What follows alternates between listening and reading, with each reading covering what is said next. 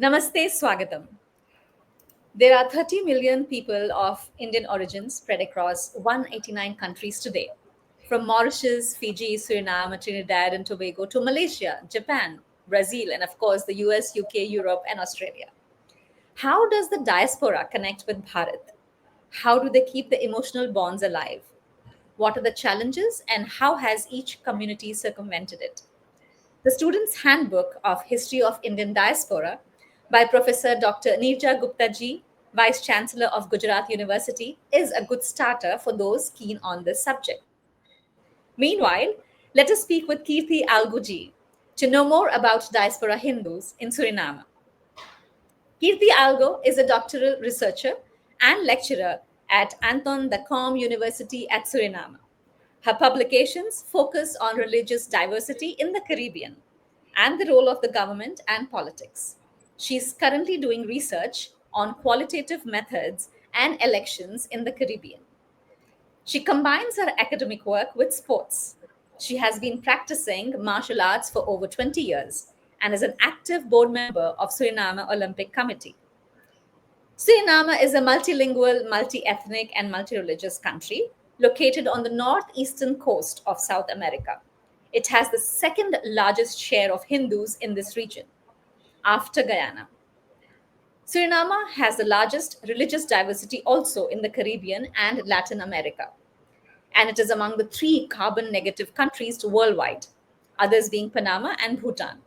In 2025, Suriname celebrates its 50th year of independence from the Netherlands. Congratulations. Thank Namaste, you. Kirti ji. Swagatam. We have a lot of questions for you today. Thank you so much, Kavita ji. Thank you for providing this platform and this opportunity for me to speak. I want to say on behalf, but from my experience with the Surinamese country and to some extent with Guyana and a little bit Trinidad. Thank you so much. Kirti ji, first of all, you're a martial arts practitioner. I'm so excited to hear that. And also, you're on the Olympic Committee. Which martial arts form do you follow? And do many Surinamese Hindus take to sports like you do? Okay, so that's a very difficult question because I'm practicing taekwondo, which is a Korean martial art, and I did it for almost 10 years when I fell in love with pencak silat, which is an Indonesian martial art. Oh, what So is it? Sorry, I don't know of that. pencak silat, Okay. pencak silat, that Pension. is an Indo, yeah, from origin. It's an Indonesian martial art, and as you mentioned in your introduction, Suriname is multi-ethnic. So part of our indentured laborers did not only come from India but also from Indonesia, and those people they came with the knowledge of pencak silat. And as I was working at university, I met some colleagues who were practicing it. It was so beautiful. I fell in love with it. With regard to your second part of the question, what do Hindus mostly the practice in terms of sports? Mhm.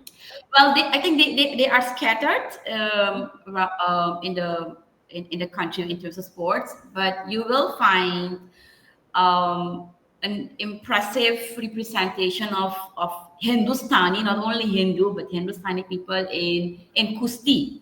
Oh, So yes. we have Wrestling. Kusti here. Yes, yes, Wow. yes, yes. And also dance. Uh-huh. We have various dance school organizations who are promoting Hinduism in the form of dance, Bharatnatyam as well. And the most interesting part, at least from my academic point of view, is that they teach the Hindu philosophy in a very positive way to both Hindus and non-Hindus or non-Indians who join the class. Wonderful. I recently met one of the dancers a few weeks ago. A few weeks ago, I think. Oh my God, time flies. A few weeks ago, and she was telling me that there was a maroon or Creole student. So these are originally from Africa. They have their descendants from Africa, Mhm. and they joined the class and they started to do the Om and some yoga poses in the class without directly the Hindu philosophy, but spontaneously they started to do that to the teacher, and the teacher said, I never forced them to do the Hindu the Hindu elements during the classes. That shows the strength of the Hindu philosophy, but also the way the local landscape adapts to its population. This is so heartwarming to know, Kirtiji, because I know that when people learn yoga, sometimes they would be like, don't teach us any of the Hindu stuff. I've been in other countries where some people might object to it.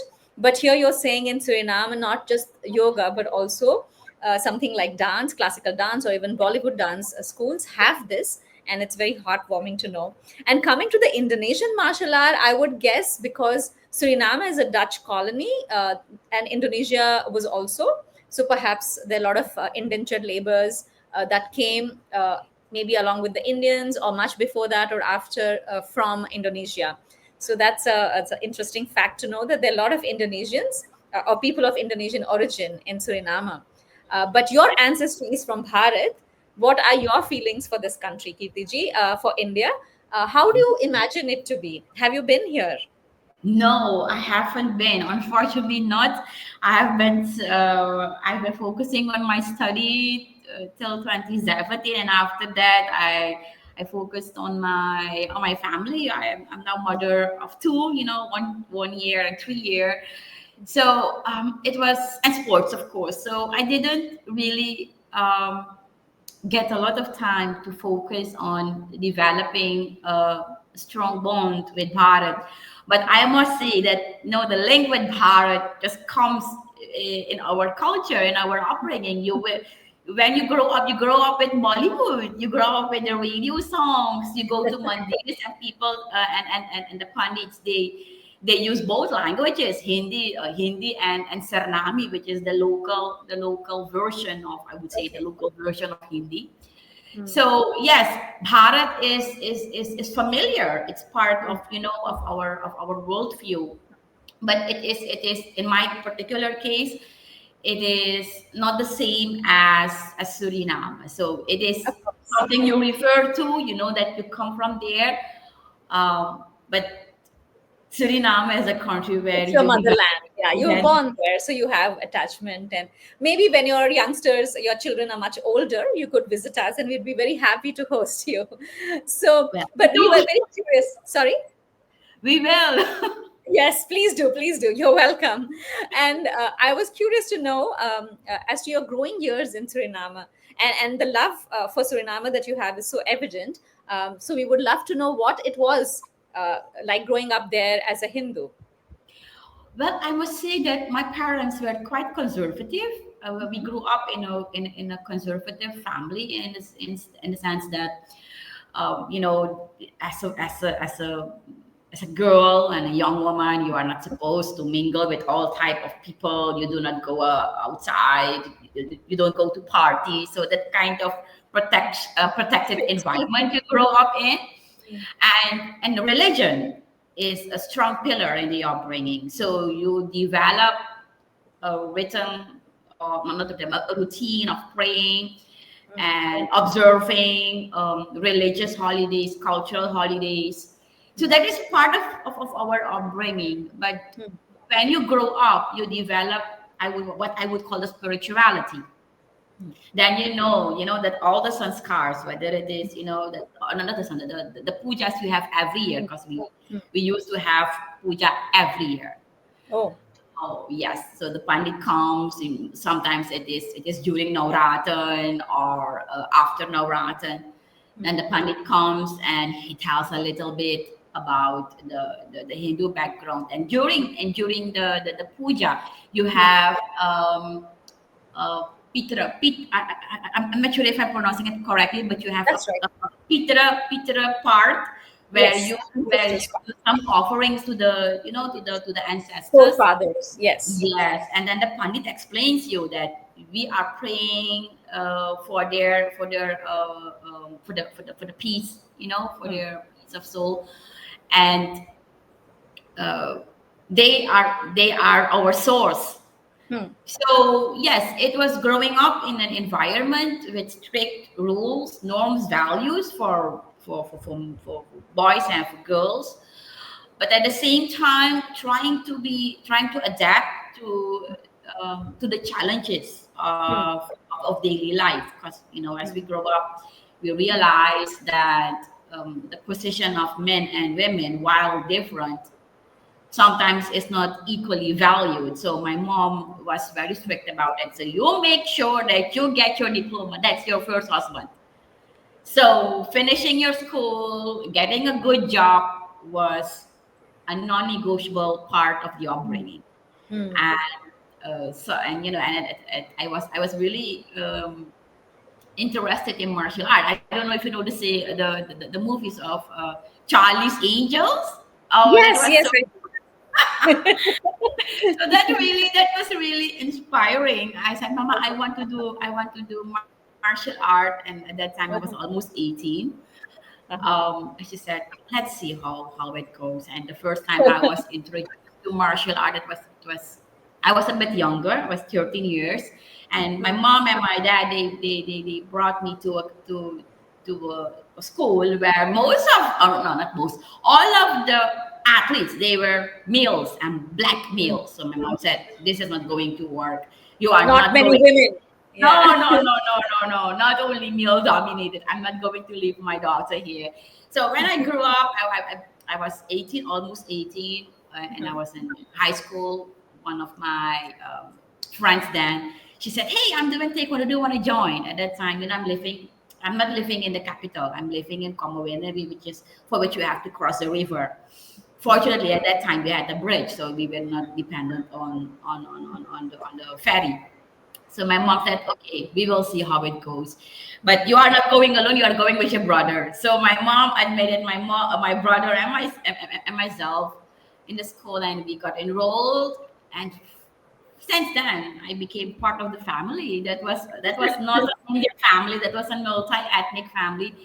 And you know what the most beautiful experiences of that school is that Mhm. my my instructor, who is not Indian, Hmm. but sociologist, he always taught me to be respectful Hmm. about my roots, Hmm. to respect my parents, to respect the Indian culture, and to know um, how to voice my Hmm. criticism about the upbringing. Because when we grow up, we have all kinds of remarks about the upbringings. We try to Yes. rebel and Yes. so on. Yes. Yes. But he was always there to guide us and say, no, be polite, always respect your parents, know where you come from, respect your roots. So that part of respect for Indian Hmm. culture came Hmm. from a non-Indian cluster of He was people. Korean or he was Indonesian? No, he was what we call Creole. Creole. Creole, yes, yeah, those are people with mixed ancestry. Okay. Some, but a significant part from Africa. Oh, wow. And that's so wonderful to know that they instilled that love for the roots, for your roots in you, and wanted you to respect it. So you've had True. a good mentor and a guide. So, Yes. how do the Surinamese Hindus, since you said that it was very important, religion was an important part of our upbringing, how was it kept alive? So, you have the mandirs, you have the parents, and you said once a year or twice a year the priests would come home or you do the pujas. Is that about it, or there was something on a daily basis? Did you have prayers on a daily basis? Did you go to something like a Sunday school, or did you have any classes? Okay. So it is hard to say about the whole population, but I can tell from my experience in my own case. Uh, we went to Hindi school because when I was young, I think it was 8 years or 9 years, there was this Hindi teacher on the school where I was going, the primary school. They really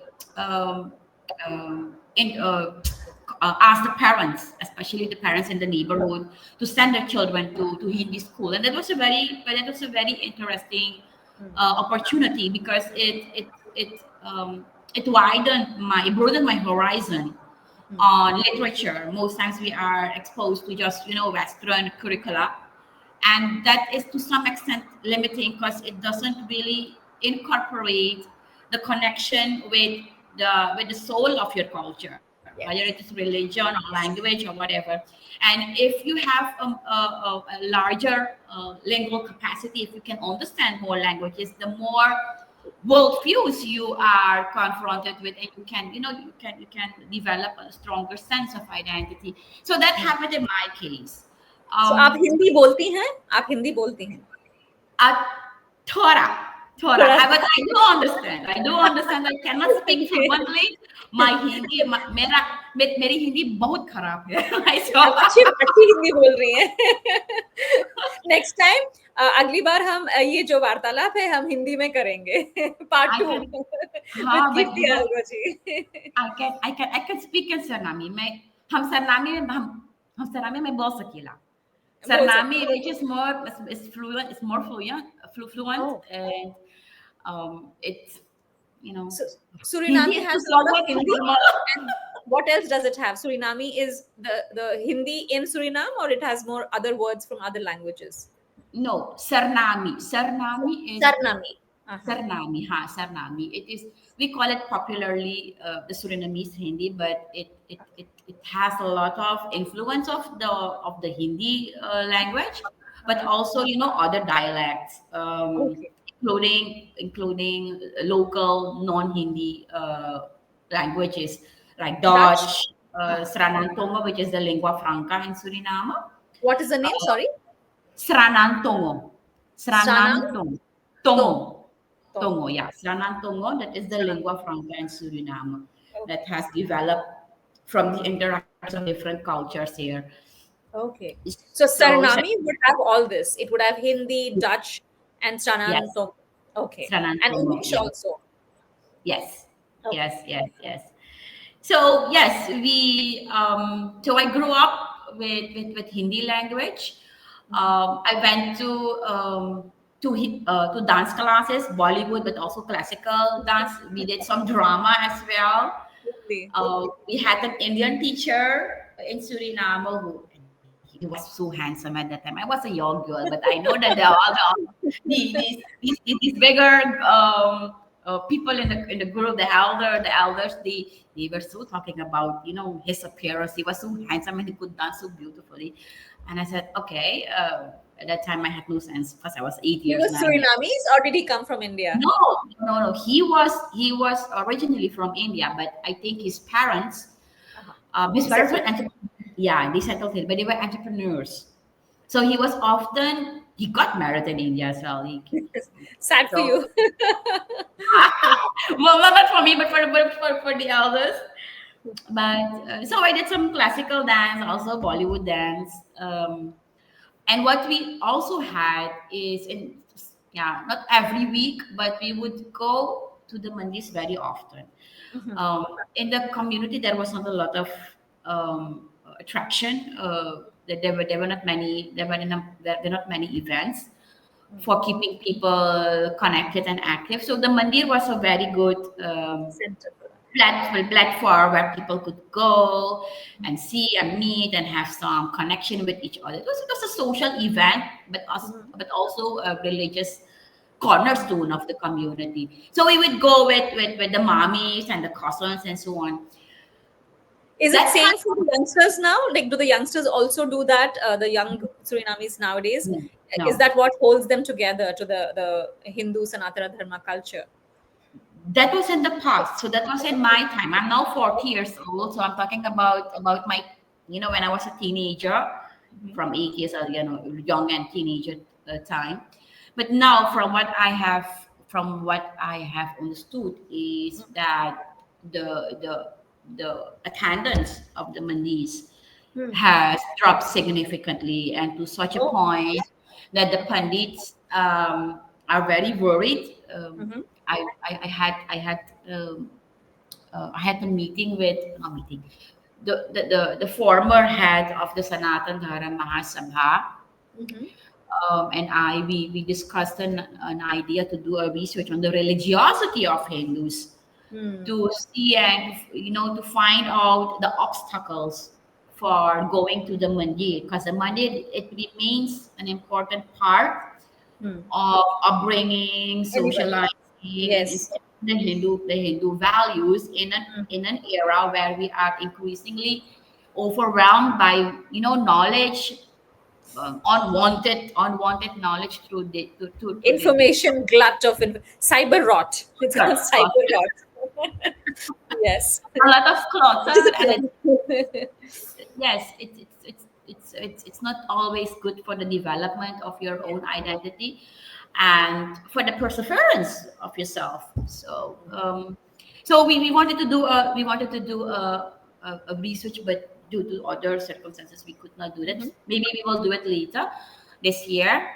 But the idea is that we must do something serious about the low attendance of Mondays in general. It is not on religious holidays, because on religious holidays most times the Mondays are full.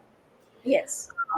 But I think part of the problem is that the new generations of parents, Mhm. they are not that conservative about religious upbringing anymore. They have The other. mothers are not as strict as your mother was, or the other No, mothers were. no.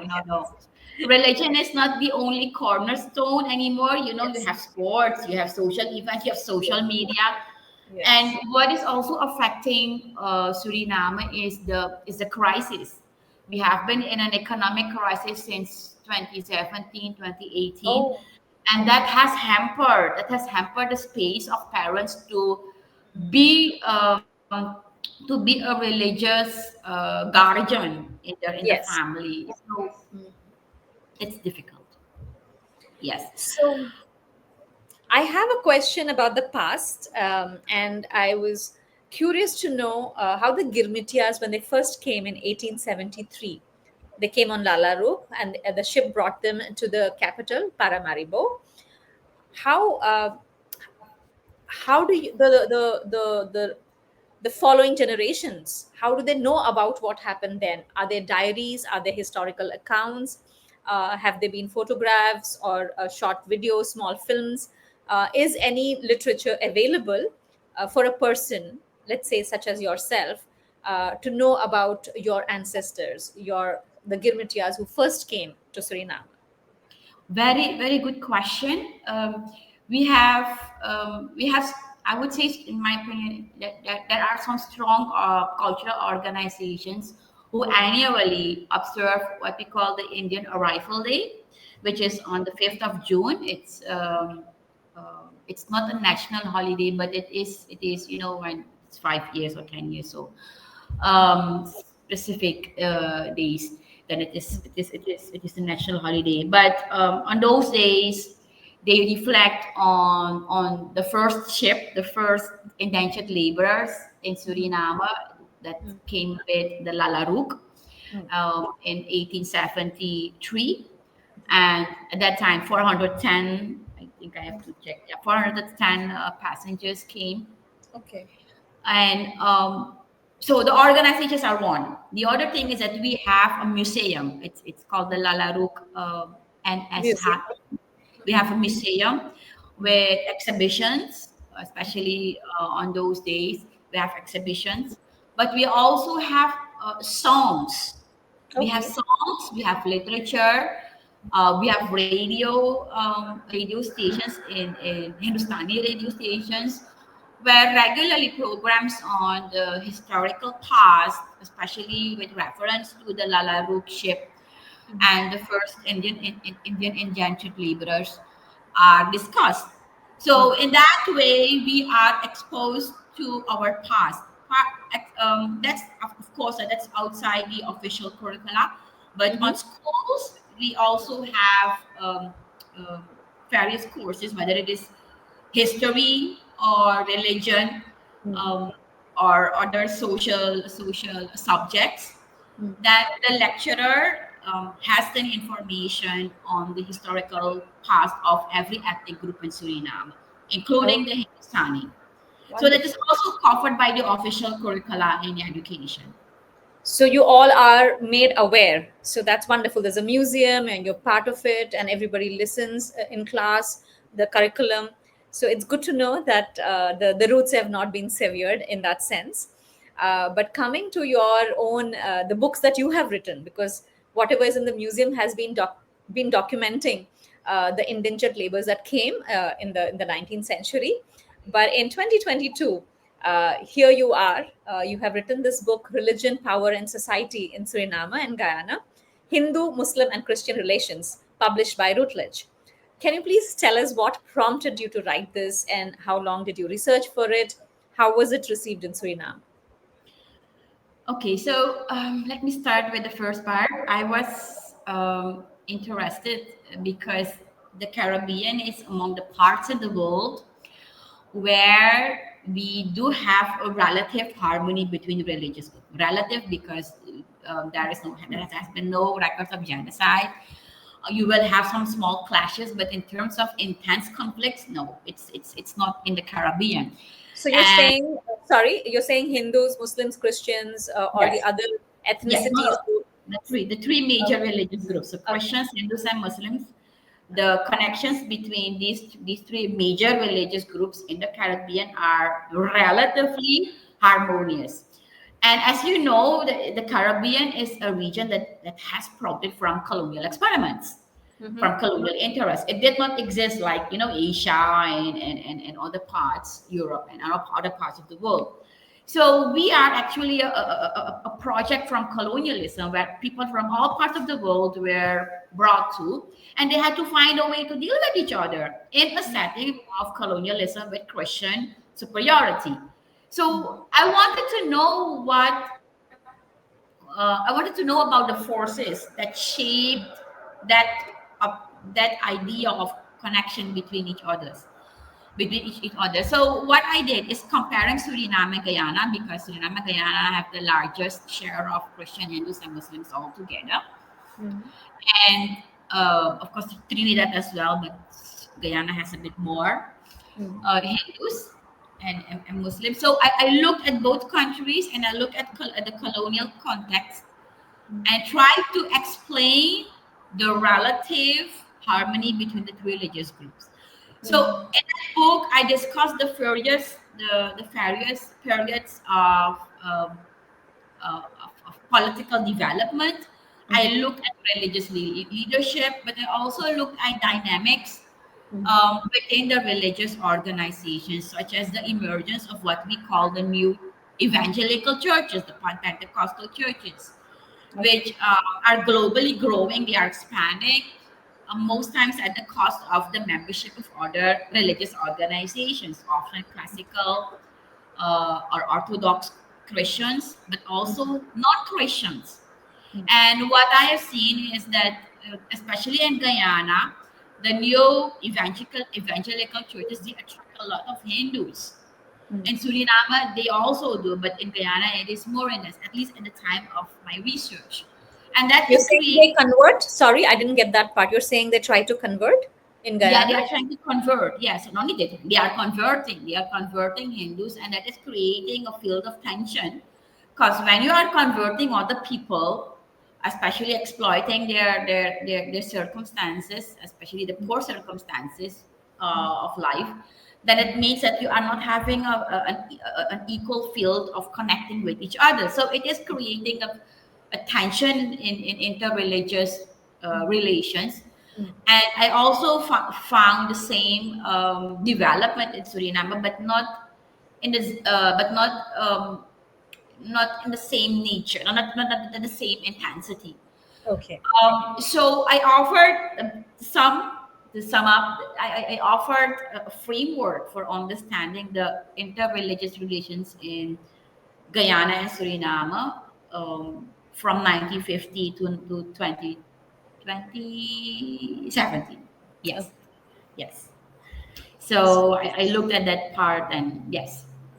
That is wonderful documentation of a country, and also Guyana, you said. So it is a great study, and for all of us to understand how this colonial project took off, but how the inherent values in the people there, especially the Sanatanis, have helped keep the religious acceptance alive. But it is being threatened now with uh, conversions, which is the same in India. We're also facing that.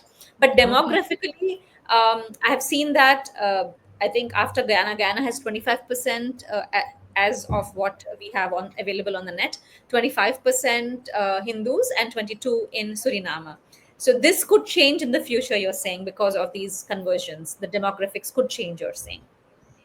Yes, it can change. It can change, and I think it's an area of concern for the Hindus in across the Caribbean.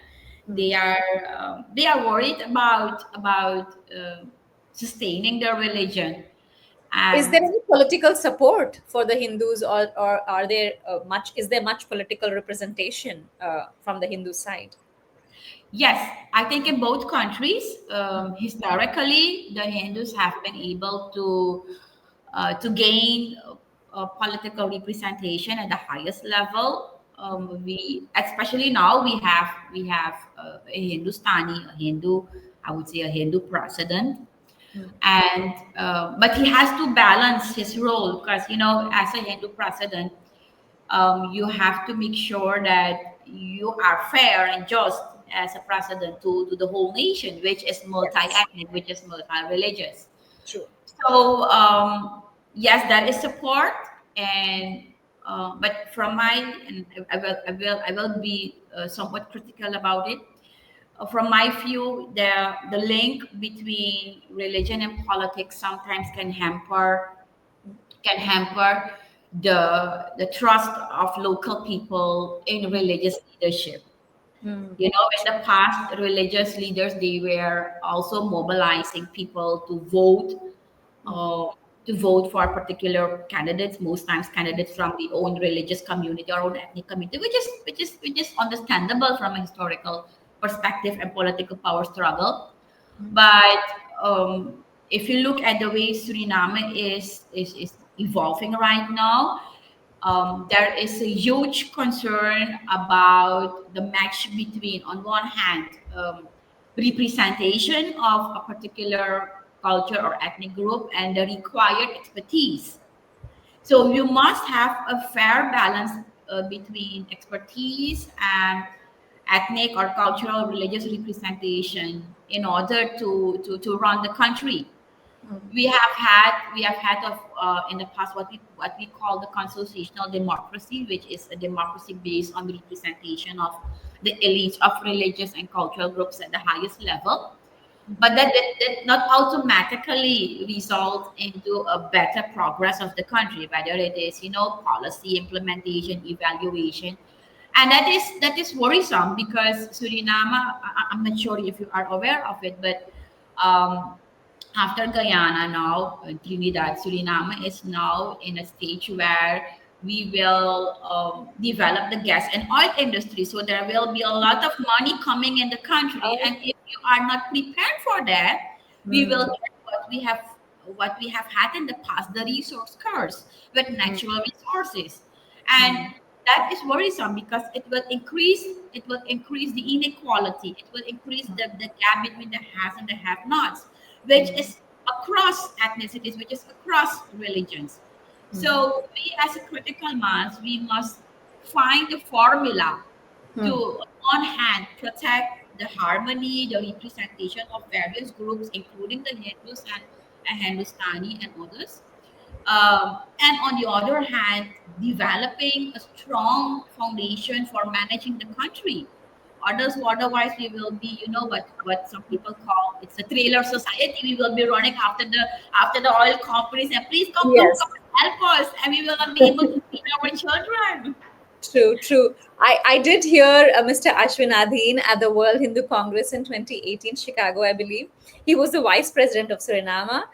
He's also an educator, and he really impressed the audience at that time with his intellect, oration, and conviction for the Hindu cause. Are most Hindu or Indo Surinamese politicians as vocal about the demands and of their religion? You did partly answer that, but yeah, I just wanted to know a little more, delving into taking his example. How do the other politicians fare, the Hindu politicians in Suriname or Guyana? Are they vocal about the Hindu cause?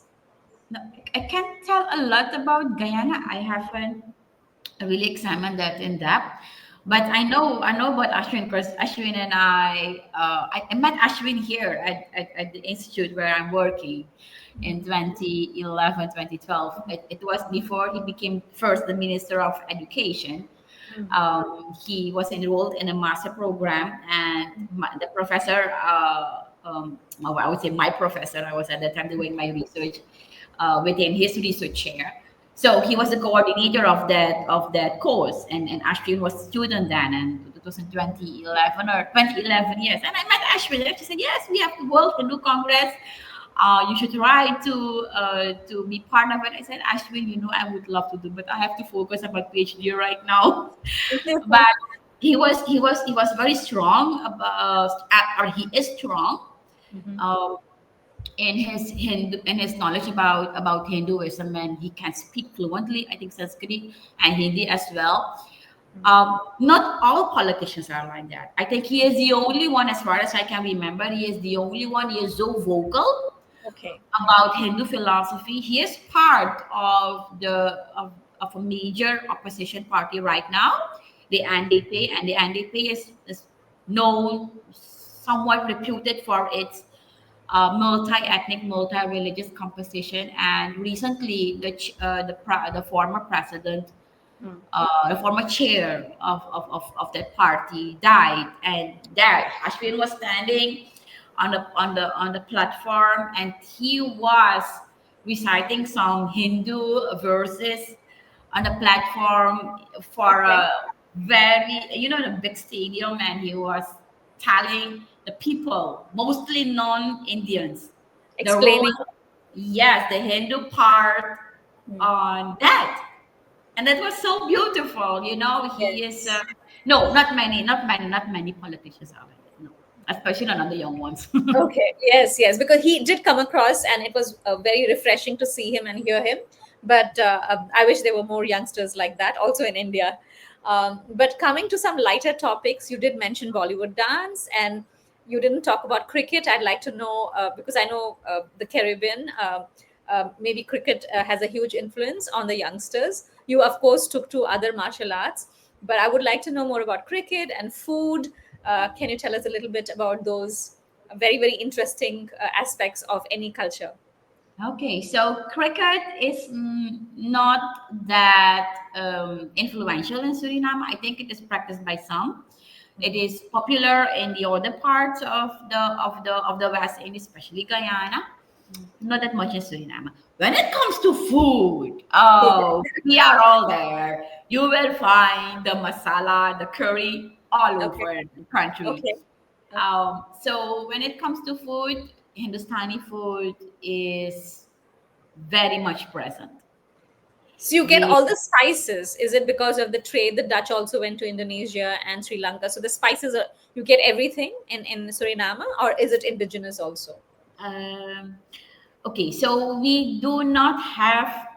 No, let me rephrase it. Our cuisine is not the same as the Indian cuisine. So Okay. we do use curry, so daily meal in an Indian family. We would have the dal, and but it is not the same dal as India. So we get different peas here, the yellow peas and the green Yes. peas. So Okay. most times we will have the green or the urdi dal. I don't know if you know the urdi Yes, dal. too. Yes, yes. Okay, okay, yeah. So we have these three categories which are traditionally used, and then you have the meat or the veggies, Mm-hmm. and but that is made.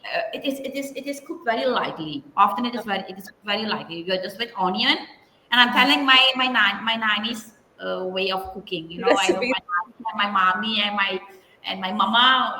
So that's also how I cook. Just onion, garlic, pepper, and sometimes a little bit of tomato sauce Okay. or black pepper. And if you have some masala, you put some masala.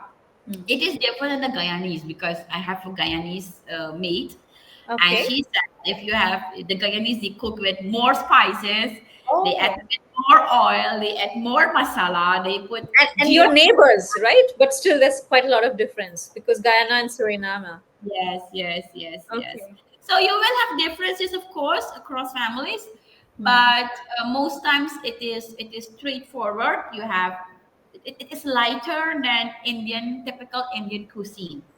If we go to an Indian restaurant, and I love Indian food. Oh my god, I love the paneer. I You like used to be vegetarian. I used to be okay. vegetarian for almost 20 years. Uh-huh. But when I got my children, especially when I was pregnant with my eldest, at that time I was the chef de mission of the Surinamese delegation in Tokyo. Okay. Oh, the Tokyo Games. So at that time, oh my God, I was craving for meat all of a sudden after 20 years. So I was so reluctant to Lot eat of meat. sushi now. No, no, no. I don't like sushi. No. Tempura. Okay. So we started to have that. I started to eat it gradually, and now I'm like, okay, I'm the Now you only eat one. meat also. Okay. Now Is I it a eat. lot of rice in Suriname? Is that the staple rice or is it roti? Wheat or rice? Staple is rice. Rice. Rice. We do have roti. Roti is special. Okay. I'm not that good with roti. I know how to roll. I know how to make the dough. Um, but sometimes, or most times, you have a mismatch between the dough and the roti. Sometimes it look like a pizza part, and my husband says, Okay. try a few more times, and you will You get can you will test good your at it. geography with it. I would do that initially when I couldn't do the rounds and circles.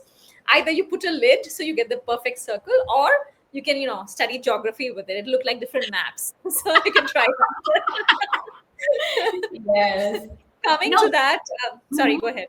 No, I forgot to mention one important part, which is the role of the rituals, the family Ah, gatherings. please. In the Yes. past, Uh-huh. when you have weddings, you Mm, have murans, or you have birthday celebrations, mm. people invite the neighbors and the family to cook. So that's Oh, where you learn to, or not learn, you are tested in you terms of, end up can cooking. you roll the roti, can you make the dough, can you fill the dal inside, can you bake it on the plate, and you make the samosa, you fry the different kind of snacks. But Mm, that was an informal setting of mm. transferring knowledge from the older Yes. generation to the youngsters. So that's Yes. how I grew up with. But since, I think I would say a decade or maybe more, you have these commercial units, organizations that do Uh-huh. the cooking for you. Like a And catering service. yeah, the Yeah. catering service. So sometimes they are official catering, but sometimes they are just individuals. They do not really cater. They just come and they cook. Okay. And that has, on one hand, it has made life easier, but on Mm. the other hand, it has taken away that informal setting of learning. And the intergenerational learning, which is the perfect way. You're in the system and then you're learning from elders, which is the Mm-hmm. best way. You're so right. Yes. But you can teach your children that. Maybe you could start it in your community and your family. And I was curious, Kirti ji, that you mentioned to me Suriname, along with Bhutan and Panama, which I didn't know, are carbon neutral countries. So are Surinamis in general, and Surinamese Hindus in particular, very environmentally conscious and live sustainably? Or how would you explain the fact that they're carbon neutral countries? Okay, so they are carbon negative, not carbon neutral, because there are more carbon neutral conscious. These are carbon negative, which means that Negative. they accept more than they release. But in terms of climate consciousness, I wouldn't say that Hindus are that conscious, because that consciousness is a general problem for the population. But from the ritualistic part, Mm, I must say that the climate awareness mm. is included. I know that every time we have a puja, the pandit tells us you have to balance the various elements, and you have to be careful with nature when you use it. Don't over consume, Yes. um, don't over exploit. Be balanced in everything you eat. Your diet, but also your action must be all balanced. So that balance is a core element of our climate crisis, because we are over consuming. Part of our world is eating too much, is using too much energy, whereas others are deprived. So Yeah. that balance is disturbed. While in the Hindu philosophy, in the pujas, and I'm talking of very empirically the ground part, Mm. when the pandit comes, or when the pandit holds a service in the Mondays, they talk about that, about our responsibility to maintain that balance. Yes. Yes, so beautifully said. Absolutely, in Sanatana Dharma, everything is about balance, and we pay back our debts to our ancestors, to the surroundings, to the True. deities, and to the neighbors by every day contributing something to each sphere and each section. And to do that, we cannot overconsume. We have to contribute, so we can't overconsume. And that's how each individual does that, and we maintain it. It's so beautiful. One last question, Kirti ji, before I let you go, before we do our Hindi episode or Suriname episode. So, if someone was to come to Suriname, uh, and I would love to, how would you advise them? What is it about the country that you could tell them? Maybe a little bit about Guyana too. I remember that, this is how I would remember the geography. It's in the north of South America, and it is south of West Indies. That's how I should remember it. Yeah. But apart from that, what can you tell us? Something to attract us there. Okay, please do come. I will be We very happy to. Yes. do visit me. That's the whole point. I have to come there and talk to you in Suriname, maybe. Yes. But we are a beautiful country. 90, at least 93% on paper. We is forest, so we have an impressive biodiversity, which you would like to experience. Yes.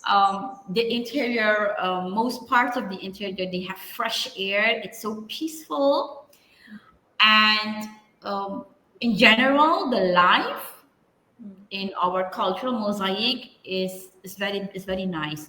If you want to visit us, please do participate in the festive periods. For instance, December, Okay. we get a lot of tourists from other countries in Suriname during December. Suriname was even awarded by CNN one of the 10 best destinations in the world when it comes to the December festivities.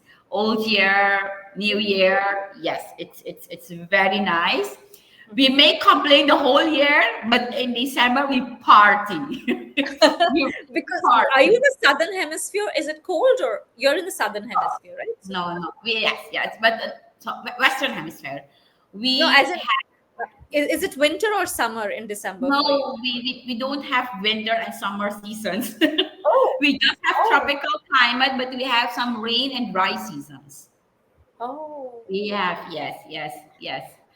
And yeah, so we do not have winters. Like in December, it's a bit cold. We have some rains, but now it's also confusing because sometimes we have very dry days, sunny days. It's very hot in December, and then in January, I think that's all across the world. Yes. When we have this confusion, but in general, we have a tropical climate. Mm. So in December, it's a very nice period to come. But you may, especially since you're Hindu, you would like to see how we celebrate Phagwa here. Phagwa is a national holiday. Diwali is a national holiday. What did you say? Phagwa? Phagwa, Holi. Holy! Oh, wow. So, but Yeah, that's February and March sometime. March. So, Huh, huh. so is that a big festival in Suriname? Yes. Lovely, Well, lovely. yes, but it is not strict religious. We have Yes, that yes. where we have that tension with event organizers here who are exploiting Pagua or Holi for holding big events where they have dark. Everywhere. They call it the festival of colors, and then it changes shape True, and true, tenor. Yeah.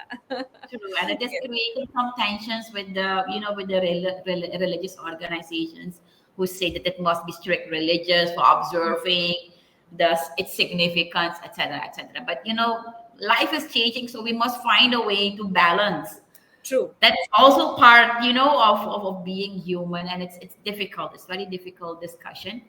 But Phagwa is one, and Diwali is beautiful. Diwali also. Okay. Diwali is also beautiful. Thank you. But since we talked so much, now I have another question, and I promise this will be the last. I was just curious. We were talking about meeting each other, me visiting Suriname.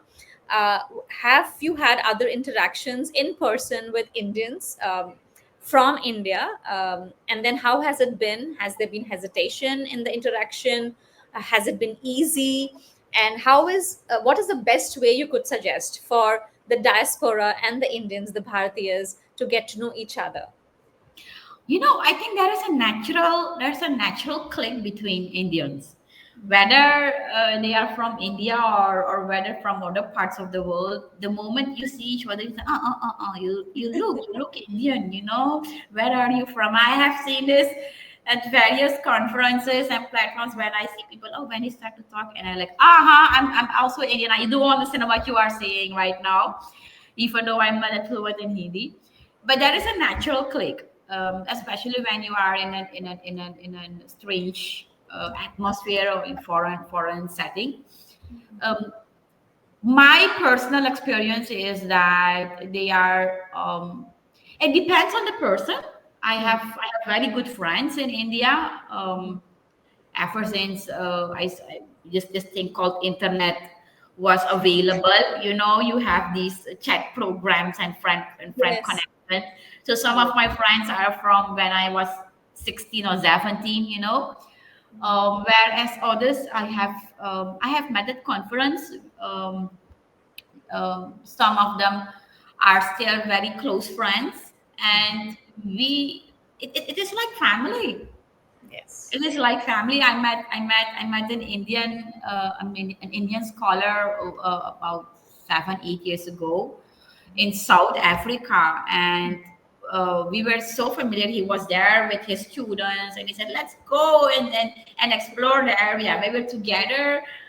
We did some adventurous stuff over there, and we were talking in English and Hindi as well, and we visited an Indian restaurant because I'm fond of Indian food. I really love it, and whenever I get a chance to do that, outside Suriname, I do that.